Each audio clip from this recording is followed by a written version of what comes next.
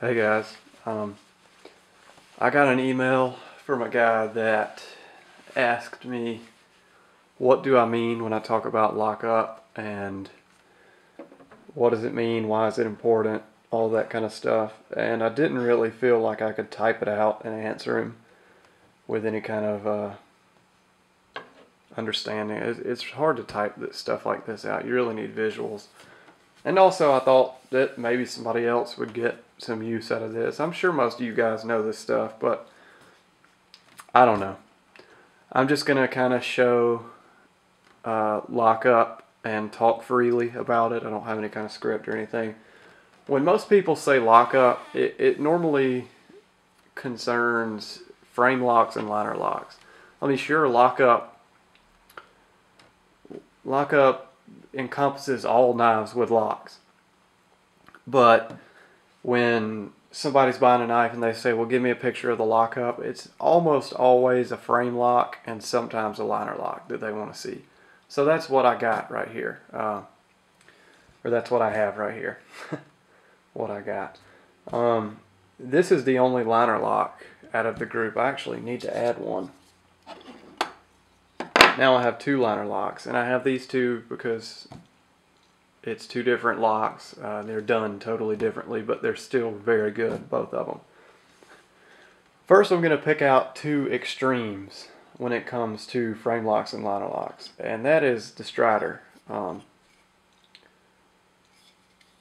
you to see this.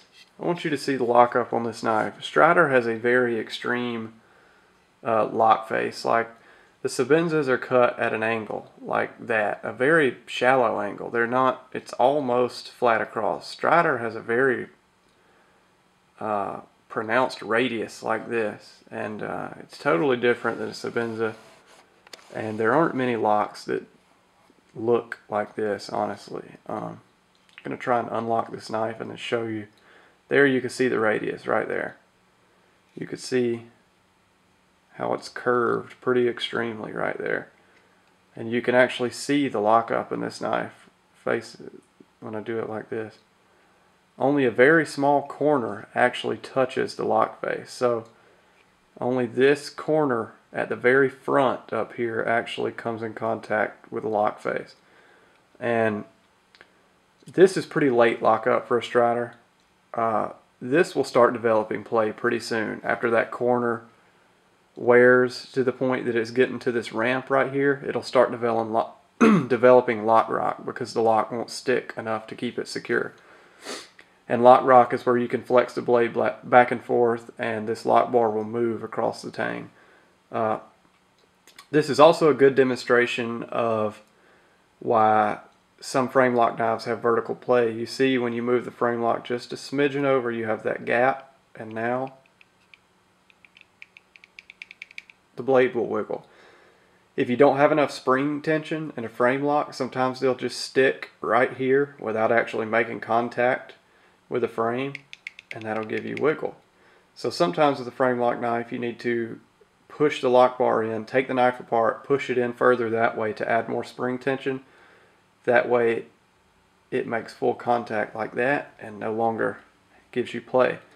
On the flip side of that, when this lock bar wears to the point that it will not make contact with this frame lock anymore, or wears to the point that it will make contact but is hitting on this extreme side over here, which will develop play, you have to put in a bigger stop pin, which will force the lockup to be right about there. It will push the blade in this way. A bigger stop pin will force the blade to sit a little bit down like that, which will force the blade, if it sits down like that, then it's going to give you earlier lockup. As you can see, the bigger the stop pin, there's my lockup now. If we put a bigger stop pin in this, the lockup would be right about there, and an even bigger stop pin, it would be right about there. So that's what lockup is when you're talking about Striders. All Striders develop lock play eventually. They all do, and it's due to that very extreme radius. Something that's very similar to a Strider's lockup, but in a liner lock, is the Spyderco Military. the liner lock on this military has sort of a radius like the Strider does. As you can see at the very last portion, it's radiused instead of flat. The reason the military doesn't have that problem of lock rock is because this lock bar is steel. Steel on steel does not wear, it wears an infinitesimal amount. It's not anywhere close to titanium on steel. Steel is far, far harder than titanium, and it will cause plastic deformation, it will cause wear, whole lot of problems with titanium on steel interface. But it's used for knives because, face it, we like these big chunky frame locks, and if you had a frame lock that was that big and chunky made out of steel, the knife would weigh 13-14 ounces. So we're forced to use titanium, and we have a trade-off, which is faster wearing locks. There's no free lunch with knives, pretty much. The Spyderco Military is one of the two best liner locks that I've ever seen. I call the Spyderco Military and the Spyderco Gale Bradley the two best executed liner locks that I've ever seen. I flicked this knife open thousands upon thousands of times, and the lock has not moved at all. At all. And it probably won't, honestly. The way this liner hits this frame, or this blade tang right here, there is absolutely zero blade play. None. And when I mean zero, I don't mean it wiggles a little bit. I mean I can't get it to move, period. So you see how that is radiused in there. If I could get the light to hit it, you see the radius. Now the flip side to that is the Spyderco Gale Bradley, which is also a steel on steel liner lock, but it is not radiused, as you can see. The Gale Bradley's liner lock looks very similar to a Chris Reeve Sebenza's frame lock, in that the blade tang has a very, very, very shallow angle to it. It's just ever so slightly, say this is horizontal, it's just ever so slightly angled like that. And that gives the steel lock bar something to ride along so it doesn't go all the way over to the other side. Again, this is a steel on steel interface. It won't wear, and it is also absolutely rock solid. Zero play at all. And it will probably never develop play. One of the reasons that I call these good liner locks is because the liner is almost in line with the blade tang here. If it was it's almost, say this is the blade tang. Let's see, how can I do this? This is the blade tang, which is angled, and this is the lock bar. It meets like this. Okay, there is a lot of that lock bar contacting the blade tang, which is going to make it strong. On stuff like Striders, you have this, and only the very corner portion of that lock bar is meeting, which will cause it to slip. There is a lot of steel meeting the face of that blade tang, and it will not slip, ever. Unless you disengage the lock, it's not going to slip under normal use. Now, I'm not saying you can go beat the knives up against a tree or a cinder block and expect them not to fail. I have no clue if they'll fail in that case. I'm talking about using a knife for what a knife is meant to be used for.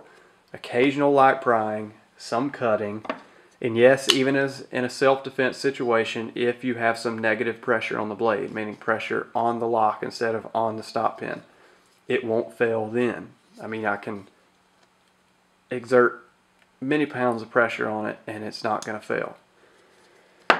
Okay, that's the liner locks. I wanted to go ahead and get that out of the way. And these two were related in that the lock face is radius. The exact opposite of the Strider is the Chris Reeve Sebenza. You can see that the blade tang, well, you can't really see, there you can. Very, very shallow angle. Same deal, a lot of the lock bar comes in contact with the blade tang. And that is just going to give you stronger lockup and a lock that doesn't wear nearly as fast. Chris Reeve knives do not wear I don't want to say at all because everything wears, but it's imperceptible, and it will last you years and years and years and years. They do their frame lock right. As you can see, that interface is very good. Almost no radius. There is no radius, and it's almost flat where it meets. It's not very angular. Some knives do kind of take both of them and make a hybrid. I would say the Sage 2 is a good example of that. The Blade Tang, yes, it is flat. Although it is angled, it is flat, but it's a more extreme angle than the Sebenza. The angle is about as extreme as a Strider, but again, there's no radius. So that's the best of both worlds, if you can call it that, or if you prefer the Sebenza, it's a fault.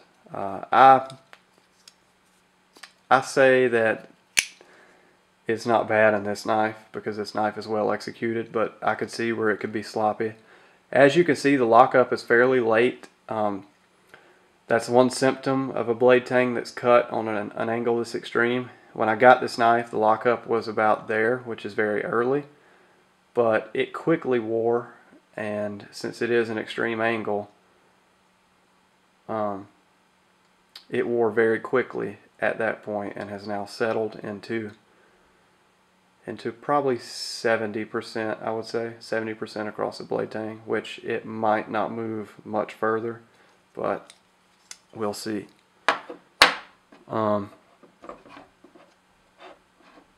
Let's see. ZT is also kind of a hybrid in this knife.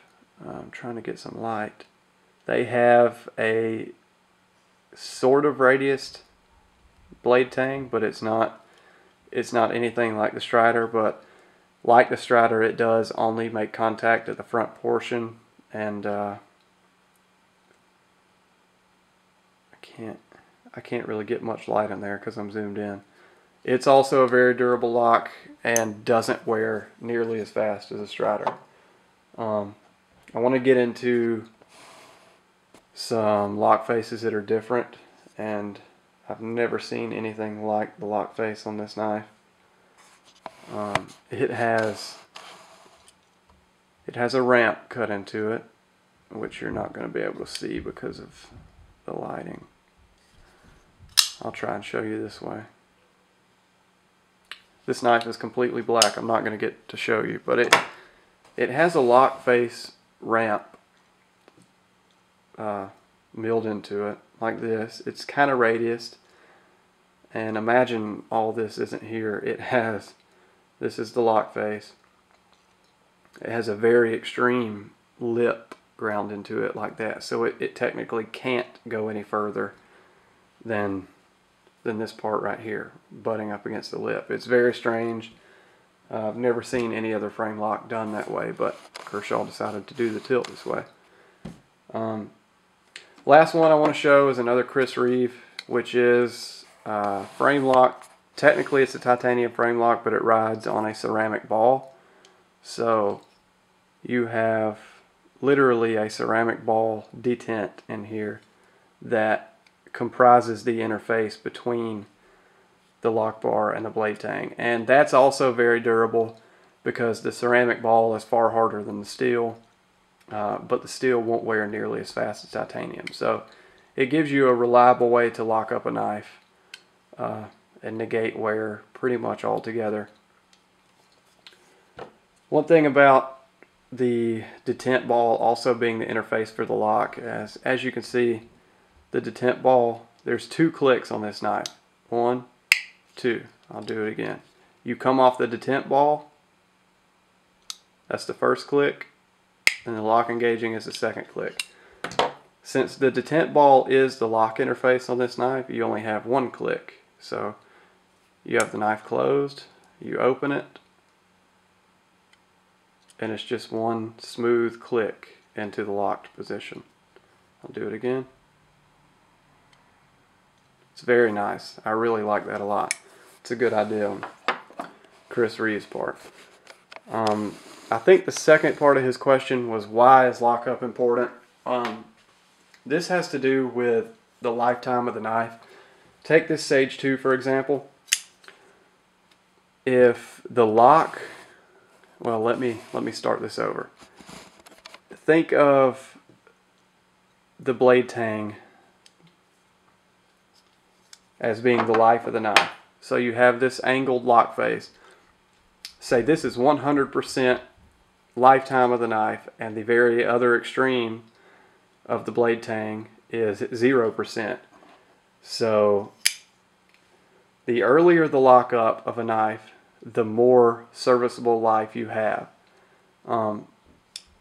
Since the whole purpose of an angled lock face is to lengthen the lifespan of the knife by adjusting for wear, the further the lock bar has worn in to the non-locking side, that is pretty much equal to less life, less serviceable life for the knife. I mean, you can get it back, you may have to send it off and get it fixed, but the further in the lock bar is, pretty much always equals less lifetime. I mean, there's no other way to put it.